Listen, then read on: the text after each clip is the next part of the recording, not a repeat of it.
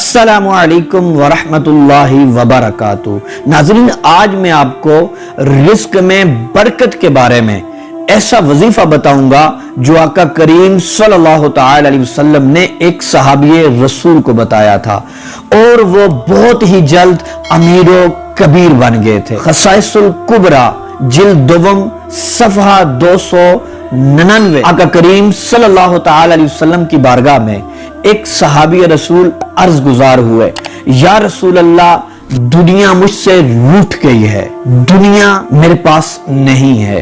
तो आका करीम सल्लल्लाहु तआला अलैहि वसल्लम ने इरशाद फरमाया, क्या तुझे वो तस्बीह याद नहीं जो फरिश्तों की तस्बीह है, मखलूक की तस्बीह है, जिसकी वजह से रिस्क दिया जाता है। फरमाया, जब सुबह तुलू हो यानी सुबह की नमाज का टाइम शुरू हो जाए, उस वक्त 100 बार ये तस्बीह पढ़नी है, सुब्हानल्लाहि व बिहम्दिही सुब्हानल्लाहिल अज़ीम अस्तगफिरुल्लाह।